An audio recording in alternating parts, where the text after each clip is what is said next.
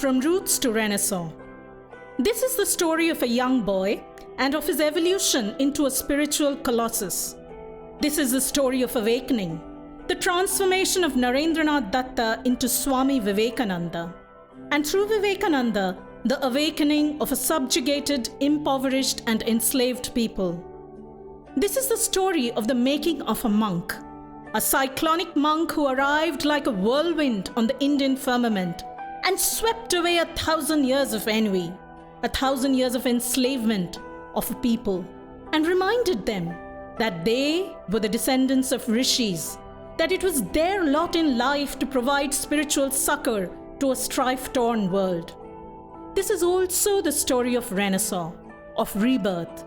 Rebirth not just of the spiritual, but also of the social and of the political. This is the story of drawing sustenance from our roots in Vedic thought, in Upanishadic philosophy, to reinvigorate and re-energize an ancient people. This is also the story of turning religion on its head, to proclaim boldly that God is not just the stuff of theology, but of intimate personal experience. That God is both immanent and transcendent, both in us and beyond us. And to serve man selflessly is to serve God. Hare Gopal Hare Jai Jai Prabhu Deen Dayal Hare Govinda Hare Gopal Hare Jai Jai Prabhu Deen Dayal Hare Govinda Hare Gopal Hare Govinda Hare Gopal Hare Jai Jai Prabhu Deen Dayal Hare Jai Ram Hare Gana Shyam Hare Jai Jai Ashumati Ke Shyam Hare Jai Jai Ashumati Ke Shyam Hare Govinda Hare Gopal Hare Jai Jai Prabhu Deen Dayal Hare Govinda Hare.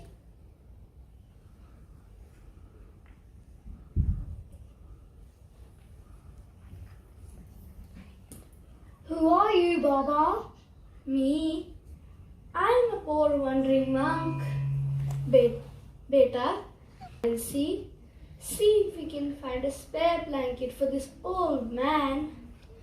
The nights are so cold now. I just cannot sleep. A blanket? Wait, Baba. Wait here. Let me see what I can find for you. Don't go away, Baba.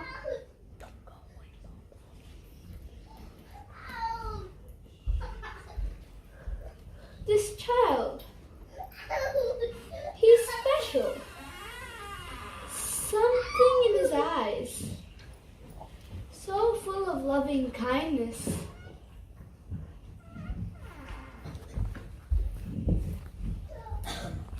Baba, see what I found for you. Take this, Baba. Take it. It'll keep you warm.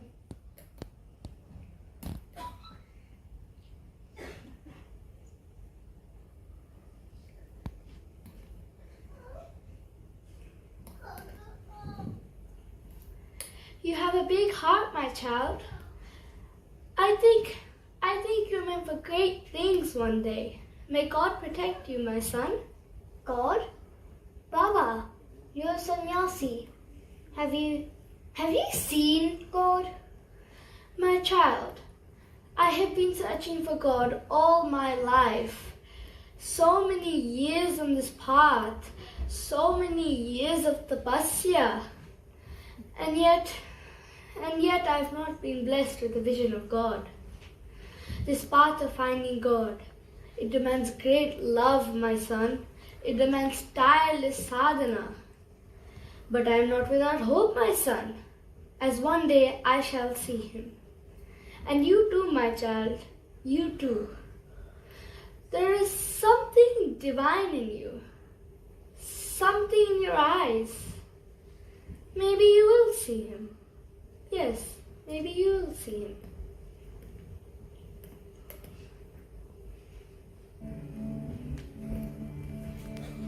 मेरे सच्चे दिल में लगन लगी भगवान मिलेंगे कभी ना कभी मेरे सच्चे दिल में लगन लगी भगवान मिलेंगे कभी ना कभी फूलों में ही कलियों में नहीं कलियों में मिलेंगे कभी ना कभी फूलों में नहीं कलियों में नहीं कलियों में मिलेंगे कभी ना कभी मेरे सच्चे दिल में लगन लगी भगवान मिलेंगे कभी ना कभी मेरे सच्चे दिल में लगन लगी भगवान मिलेंगे कभी ना कभी Bible in hand, set out on a religious conquest of India. These missionaries dismissed Hinduism as a ghastly cult of superstitions. The Hindu practice of Murti Puja was denounced as idolatry, and the Hindu belief in multiple gods was condemned as blasphemy. The Brahmo Samaj, drawing its inspiration from the Upanishadic teachings of a formless Brahman, the essence of Hindu philosophy, was India's response to Christianity, the church, and colonialism. It was set up by a small group of Bengali intellectuals who had been exposed to Western scholarship in theology, philosophy, and politics. In the late 19th century, the Brahmo Samaj was led by Devendranath Tagore and Keshav Chandra Sen. Keshav Sen was an elite intellectual of Calcutta, a gifted orator, and a leading member of the Brahmo Samaj. His articles and lectures drew the young Narendranath to the Brahmo Samaj. Come with us as we travel to the 1880s to a meeting of the Brahmo Samaj, and let us meet the young Narendranath, his friend Keshav Chandra Sen, and Maharshi Devendranath Tagore.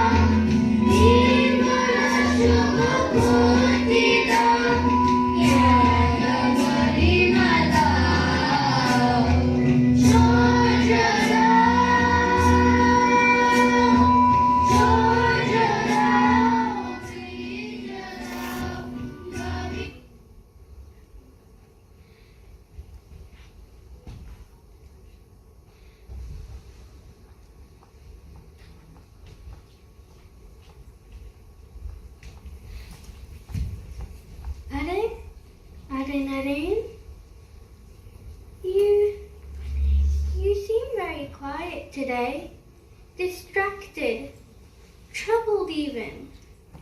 Are you all right? No, I am not alright, Keshav Babu. I am not alright. I have been troubled and restless for quite some time now. I have been coming to the Brahmo Samaj for a while. I am attracted to their teachings. The lofty words of the Upanishads inspire me. I sincerely believe in all that the Brahmo Samaj stands for. I believe in their work of social reform, their rejection of caste, the education of women. I have read your articles, Keshav Babu, and I am inspired. I am inspired by your lectures, and yet there is something. Something is missing, Keshav Babu. Some larger truth that I am on the edge of, that I cannot quite seem to grasp. What is it? What is it, Naren? What are you looking for? Keshav Babu, I have been studying, I have been praying, and I have been meditating. And yet I feel that I am no closer to God. I cannot feel God in the same way that I could back when I was a child. Why don't you go visit Maharishi Devendranath Tagore? He is a saintly man. Maybe he could help you.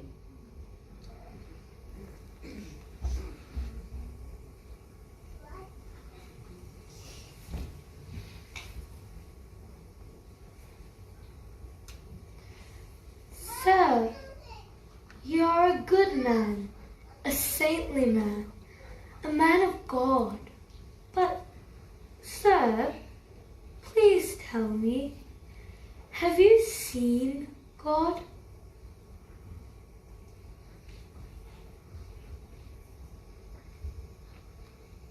My boy, one cannot see God with these eyes of flesh and blood.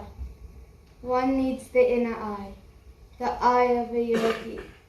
And you, yes, you, my son, you have the eyes of a yogi. You should meditate.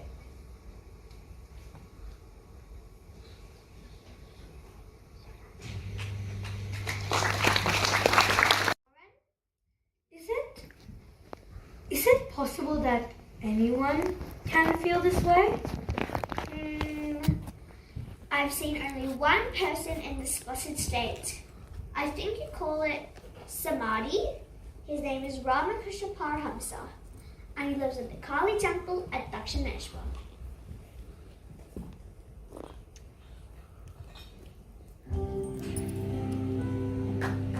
And now we shall travel to Dakshineshwar, the Kali temple built by Rani Rasmuni on the eastern bank of the river Ganga. The year is 1883. The phenomenon that was Sri Ramakrishna had been discovered already by Keshav Chandra Sen. In Keshav's way, the English educated reformers of Calcutta and the leading intellectuals of the time started arriving in Dakshineshwar. This included the young Narendranath, who had been frequenting Brahmo Samaj for some time. The scene opens in Sri Ramakrishna's room in Dakshineshwar on a sultry summer afternoon of 1883.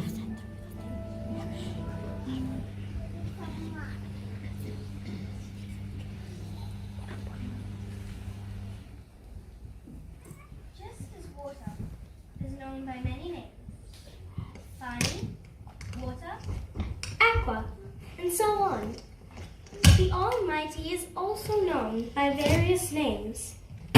Some call him Hari, some Allah, some God, and some Brahman. Sir, I'm only a householder. How can I realize God? You see, God is like a giant magnet.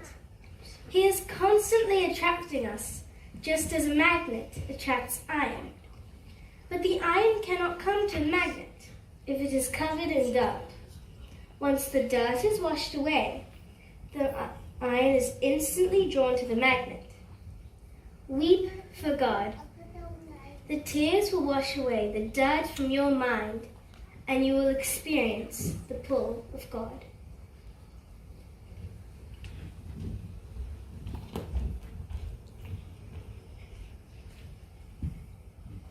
Sir, I have brought my friend Naren with me. He is the son of the famous attorney Bishnath Datta. Sir, he has been eager to meet you ever since his teacher, Reverend William Hasty of Scottish Church College, told him that meeting you would be a life-changing experience.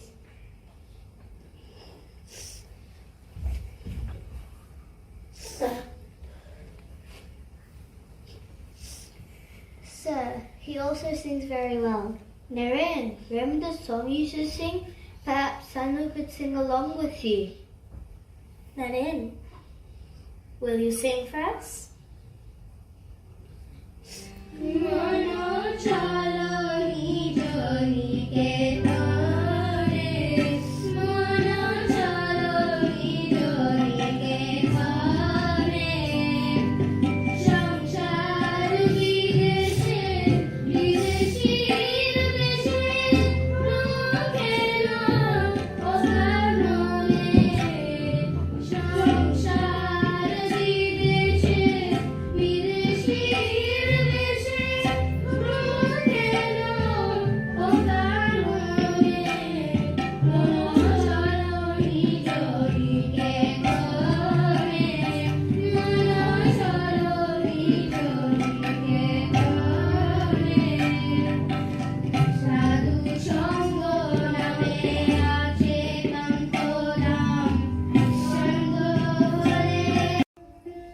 Do you see a cluster of lights every night before falling asleep?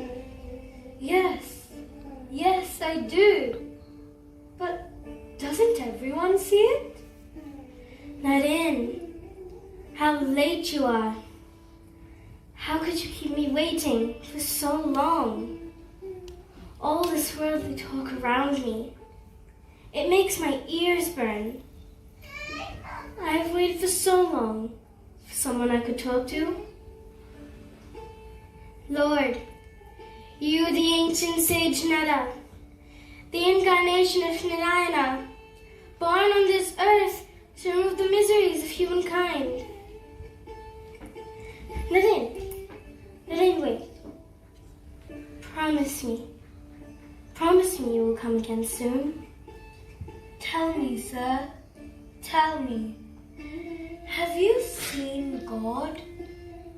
Of course I have seen God. I have seen God as clearly as I see you, only clearer.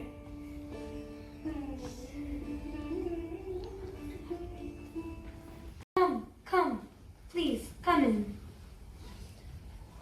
What are you doing? Alone in the dark?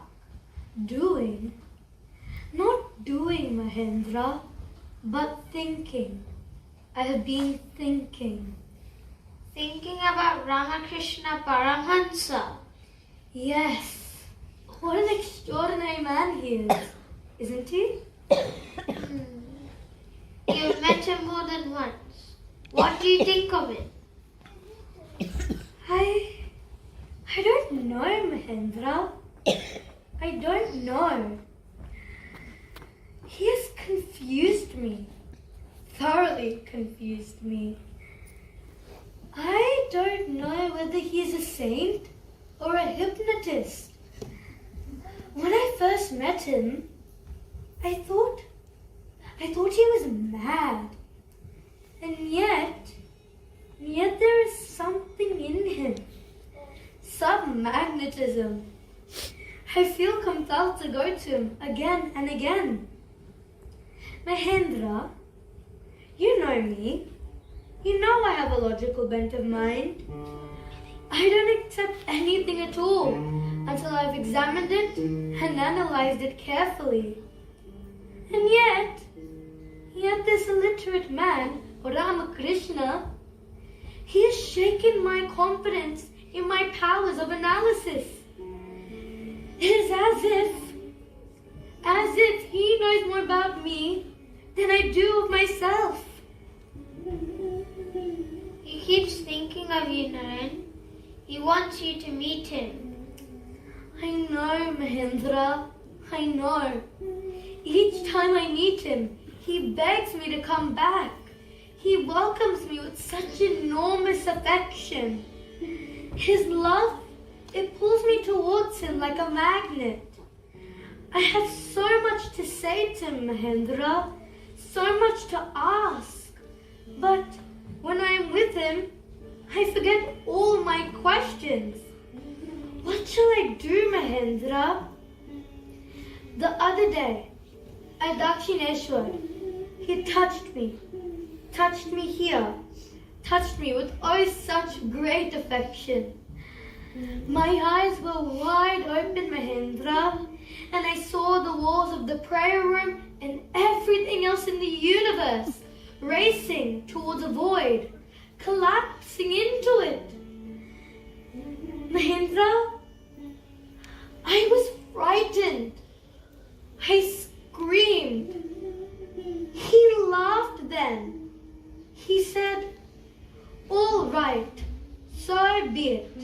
Thus far only for the time being. Everything will ripen in time."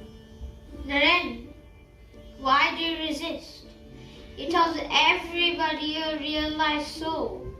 You're adept in meditation. You're the only deserving disciple whom he can bequeath his spiritual wealth. He wants to meet you, Naren. He wants to meet you. I will go, Mahendra. I will. All my life I have searched for the truth.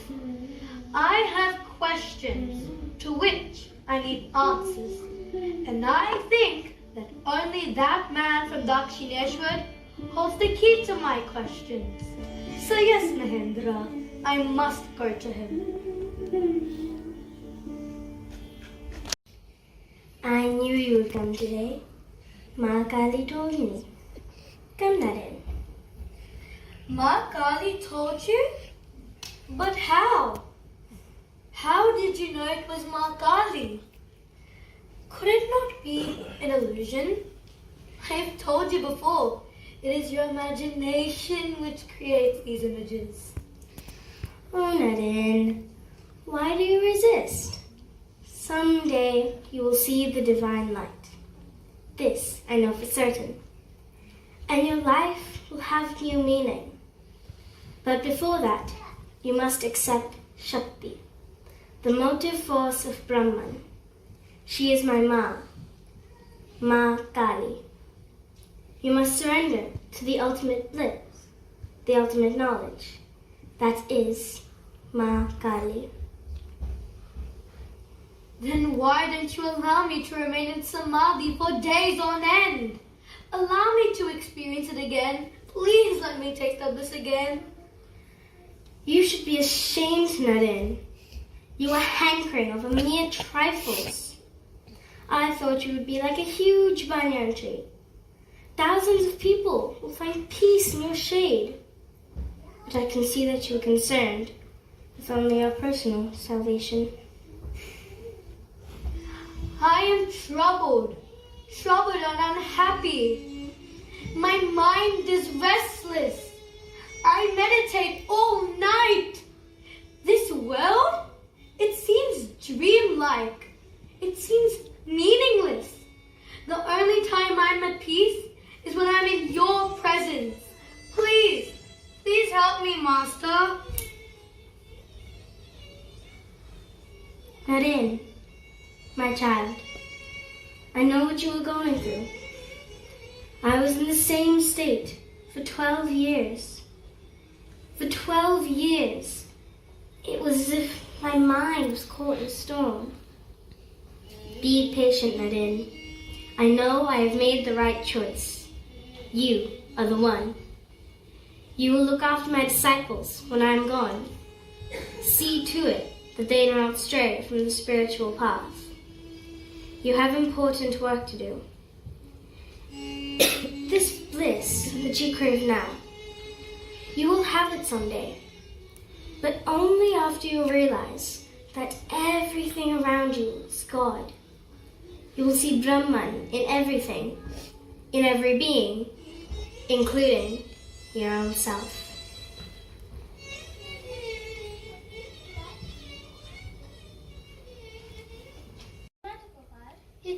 It's Naren. Naren is behaving strangely. I'm afraid he might be very sick. I don't know, he might even die. Please come with me. Come with me and see for yourself. Calm down, Gopal, and tell me very clearly what you have seen. I was meditating in the same room as Naren. Suddenly he cried out. He said that he could not feel his limbs and only his head remained. He asked me, "Where is my body?" I said, "Here it is, Naren." But still he could not feel his body. Some disciples tried massaging him to bring him back to his senses. I came here running to tell you. Please come, Master. Calm down, Gopal. Go and tell the others to leave him alone. Let him be in that state. Some time now. Don't worry, he won't die. Go now, Gopal. His prayer has been answered.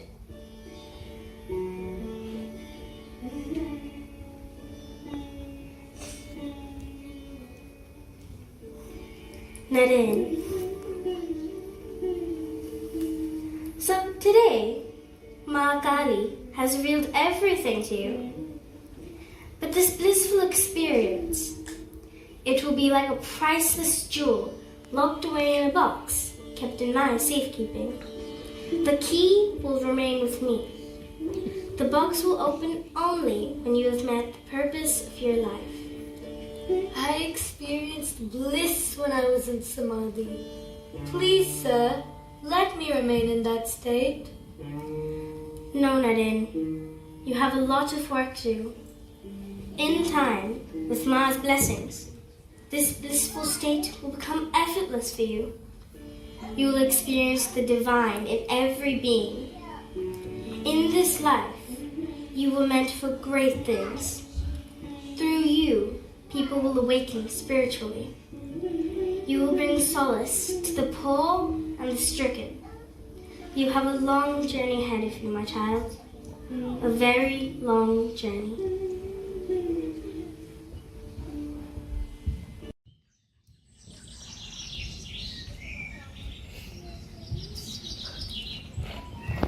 What a strange light I've discovered in the wonderful words of the Master.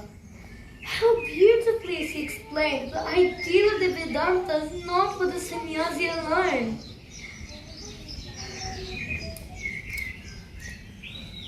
It can also equally be practiced by householders.